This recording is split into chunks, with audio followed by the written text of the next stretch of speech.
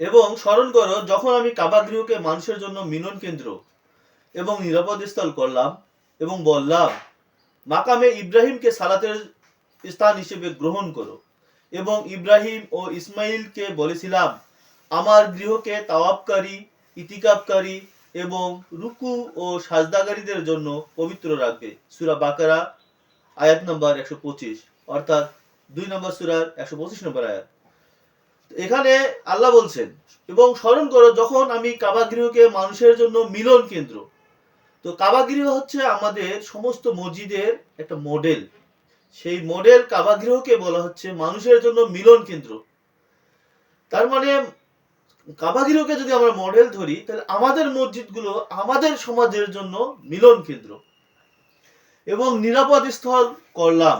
কাবা গৃহকে আল্লাহ নিরাপদ স্থল করেছেন, সেখানে গেলে মানুষ নিরাপদ হয়ে যায়, তার জানমাল, তার খাবার দাবার, তার জীবনের প্রয়োজনীয় অনেক জিনিসের সমস্যার সমাধান হয়, সমস্যা হয় না কাবা গৃহে যখন খেতে যায়। তো আমাদের যে মসজিদ, এই মসজিদ তো আসলে নিরাপদ স্থল হওয়ার কথা। আসলে দেখি আমাদের এই মসজিদ নিরাপদ স্থল কি না। তো নিরাপত্তা যেখানে, সেখানেই ওই জায়গাটা নিরাপদ স্থল হয়। তো নিরাপত্তা আসলে আসলে নিরাপত্তা বলতে কি, জানমালের নিরাপত্তা। যেমন আমাদের জান এবং মাল, এই জান এবং মালের নিরাপত্তা যখন পাওয়া যায় সেটা একটা নিরাপদ হয়। তো এই মসজিদ কি আমাদের এই জান এবং মালের নিরাপত্তা দিতে পারছে? বা আমরা যে সমাজে বসবাস করি, আমরা যে নিরাপদে থাকবো, সেখানকার যে ব্যবস্থাপনা মসজিদ থেকে কি আসলে আমাদের জীবনের যে উপকরণগুলো আছে, জান এবং মাল, এইসব কি আসলে আমরা মসজিদ থেকে নিরাপত্তা পেয়েছি? এই ব্যবস্থা কি আছে?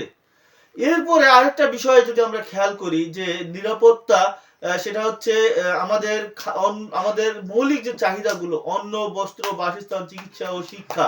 তো অন্ন, বস্ত্র, বাসস্থান, চিকিৎসা ও শিক্ষা, এই জিনিসগুলো যদি আমরা পাই, তাহলে আমাদের তো একটা জীবনের নিরাপত্তা আসে।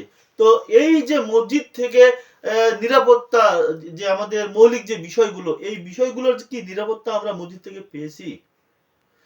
আরেকটা বিষয় সেটা হচ্ছে মসজিদে যে নিরাপত্তা, আমি আমার জীবনের চলার পথে আমি আমাকে যে নিরাপদ রাখবো, নিরাপদটা কিরকম, সেটা হচ্ছে শয়তানের কুমন্ত্রণা। শয়তানের কুমন্ত্রণা বা নিজের যে নফসের যে কুমন্ত্রণা, এই কুমন্ত্রণা থেকে নিরাপদ থাকার জন্য যে ব্যবস্থা, হিদায়া পাওয়া, মসজিদ থেকে আমি হিদায়া পাবো, মসজিদ থেকে আমি আমার জীবনের চলার যে গতি, আমাকে নিজেকে পরিশুদ্ধ করার যে বিষয়, পবিত্র করার যে বিষয়গুলো, সেসব যে একটা ব্যবস্থা থাকবে, সেটাকে আমি পেয়েছি। তো আমরা এখানে কয়েকটা ধাপই আমরা দেখলাম যে আসলে আমার জানমালের নিরাপত্তা, আমার অন্ন, বস্ত্র, বাসস্থান, এসবের যে নিরাপত্তা, আমার পবিত্রতা হওয়ার যে বিষয়, এটা না হওয়ার যে না হওয়ার যে অবস্থানে আছে, হওয়ার জন্য যে নিরাপত্তা, এই যে বিষয়গুলো, এসব কি আসলে মসজিদ থেকে আমি পেয়েছি? যদি পাই তো ভালো, আর যদি না পাই তাহলে আমাদেরকে এই জায়গায় কাজ করতে হবে, আমাদের এই জায়গায় এই অবস্থানটা তৈরি করতে হবে। এবং বললাম মাকামি ইব্রাহিমকে সালাতের স্থান হিসেবে গ্রহণ করো। তো এই মসজিদ আমাদের সালাতের স্থান। তো সালাত নিবিড় সংযোগ, আষ্টে পৃষ্ঠে লেগে থাকা, একটি সংযোগের যে স্থান, যে সংযোগের যে একটা মাধ্যম, এইটাকে সালাতের স্থান হিসেবে গ্রহণ করো। তার মানে কি, আমাদেরকে গ্রহণ করতে হবে, আমাদেরকে নিবিড় সংযোগের মধ্যে থাকতে হবে। তো আসলে একটা সমাজে দেখা গেল যে 50, 70, 80, 100, 200টা ঘর আছে। প্রতিজন ব্যক্তি তো আল্লাহর প্রতিনিধি, প্রতি ব্যক্তি তো আল্লাহর প্রতিনিধি হিসেবে কাজ করার কথা, প্রত্যেকেই মসজিদে হাজিরা হওয়ার কথা।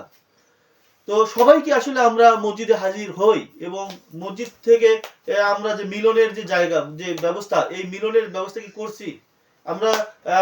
নিরাপত্তার জন্য ব্যবস্থা, সেটা কি আমরা করছি? তো আমরা মাকামে ইব্রাহিমকে যদি আমরা সালাতের স্থান হিসেবে গ্রহণ করি এবং আমরা মিলনের স্থান এবং নিরাপদ স্থল যদি আমরা করতে পারি, তাহলে আমরা একটা সুন্দর মডেল, একটা মসজিদ আমরা পাবো। এরপরে আল্লাহ বলতেছেন ইব্রাহিম ও ইসমাইলকে বলেছিলাম আমার গৃহকে তাওয়াবকারী, ইতিকাবকারী এবং রুকু ও সাজদাকারীদের জন্য পবিত্র রাখবে। আল্লাহ কি করতে বলছেন? পবিত্র রাখতে বলছেন। কিসের পবিত্রতা? আমার গৃহকে তাওয়াবকারী, যারা তাওয়াব করতে আসেন তাদের জন্য পবিত্র রাখবে। ইতিকাবকারী যারা ইতিকাফ করেন তাদের জন্য পবিত্র রাখতে, রুকু ও সজদাকারীদের জন্য পবিত্র রাখতে।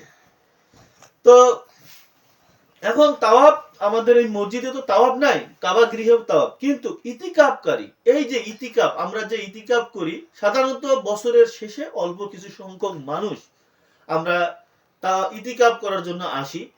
তো এই ইতিকাফে আমাদের আমরা যে শেষের সাধারণত 10 দিন, রমজান মাসের শেষের 10 দিন আমরা ইতিকাফ করি। এর বাইরেও আমাদের কি ইতিকাফ করা উচিত নয়? মাঝে মধ্যে কি আমাদের মসজিদে ইতিকাফ করা উচিত নয়? ইতিকাফ অর্থ হচ্ছে অবস্থান করা।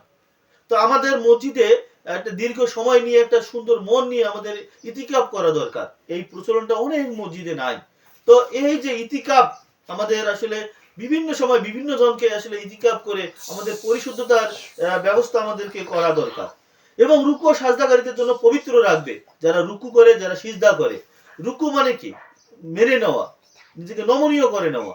আর সিজদা কি? নিজেকে সর্বোচ্চ পরিমাণ বিলিয়ে দেওয়া, সর্বোচ্চ পরিমাণ মেনে নেওয়া।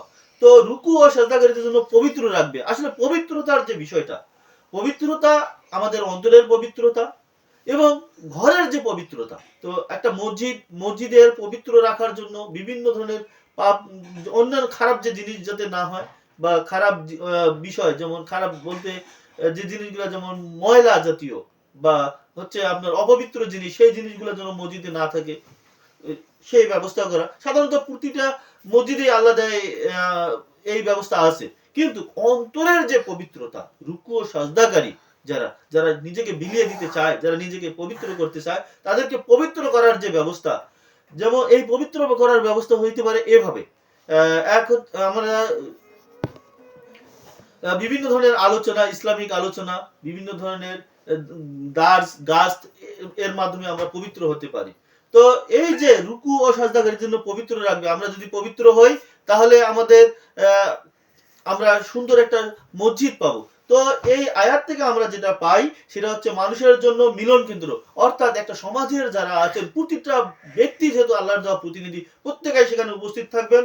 নিরাপদ স্থল আমরা করব এবং তার ব্যবস্থাপনা তৈরি করা, এবং আমাদের এই গৃহকে তাওয়াব ইতিকাফকারী, ইতিকাফ রেগুলার করা, নিয়মিত করা, এবং রুকু ও সাজদাকারীদের জন্য পবিত্র রাখা, অর্থাৎ আমাদের এই মসজিদ থেকে সমাজের মানুষজন পবিত্র হবে সেই ব্যবস্থা তৈরি করা। এজন্য ইসলামিক আলোচনা, দার্স গাস্ত এসবের ব্যবস্থা করা, যে সব